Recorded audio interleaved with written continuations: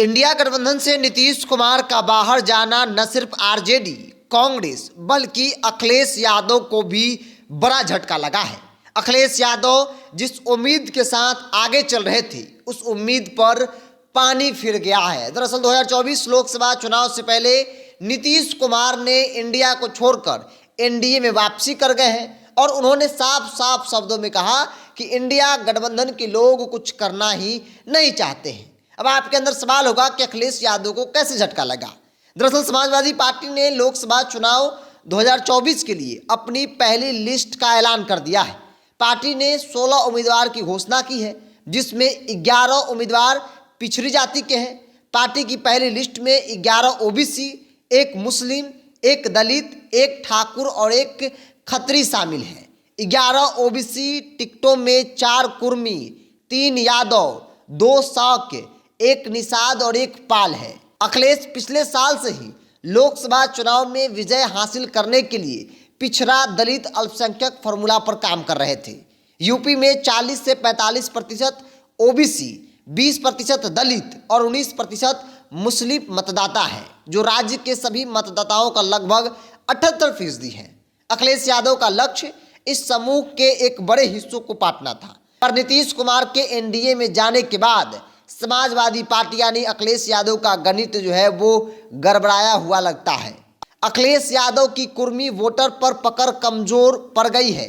यही कारण है कि अखिलेश यह दिखाने की कोशिश कर रहे हैं कि उनकी पार्टी केवल यादव की पार्टी नहीं, बल्कि पिछड़ों को यहाँ तवज्जो मिलता है। पहली जो लिस्ट जारी की उसमें अति पिछड़ों का विशेष ध्यान रखा गया और उत्तर प्रदेश की राजनीति में, उत्तर प्रदेश में कुर्मी का भी बड़ा रोल रहता है सत्ता और विपक्ष में। ऐसे में अखिलेश यादव को उम्मीद थी कि नीतीश कुमार के जरिए उन तमाम कुर्मी वोट को साधा जा सकता है, क्योंकि इस देश की राजनीति में नीतीश कुमार कुर्मी के सबसे बड़े नेता हैं। और ऐसे में बिहार के मुख्यमंत्री और जेडीयू के मुखिया नीतीश कुमार जब तक इंडिया ब्लॉक के साथ थे, अखिलेश यादव को उनसे बहुत कुछ उम्मीद थी। अखिलेश चाहते थे कि वे उत्तर प्रदेश से चुनाव लड़े और पीएम पद के दावेदार बने।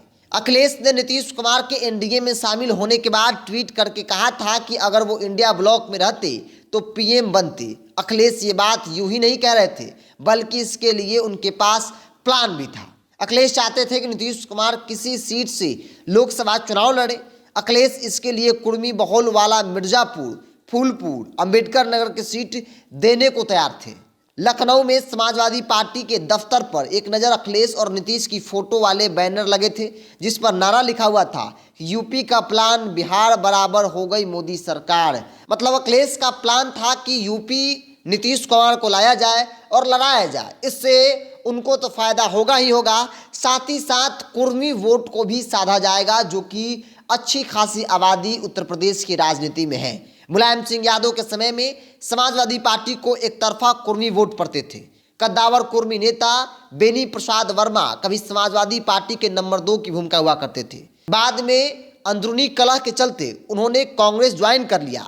फिर धीरे धीरे कुर्मी वोट बीजेपी में शिफ्ट हो गया। लेकिन इस बार अखिलेश यादव ने मास्टर प्लान तैयार किया था कि नीतीश कुमार के जरिए वो कुर्मी वोट को साध सकते हैं, क्योंकि वहाँ पे कुर्मी की आबादी भी अच्छी खासी है। कई ऐसी सीटें हैं जहां पे कुर्मी निर्णायक भूमिका में है। ऐसे में अखिलेश यादव का मास्टर प्लान जो है वो अब फ्लॉप हो गया है, क्योंकि नीतीश कुमार इंडिया ब्लॉक को छोड़कर एनडीए में वापसी कर गए हैं और 24 का चुनाव भी वो एनडीए से ही लड़ेंगे। तो नीतीश कुमार का इंडिया से बाहर जाना न सिर्फ तेजस्वी यादव, कांग्रेस पार्टी, बल्कि अखिलेश यादव को सबसे बड़ा झटका लगा है।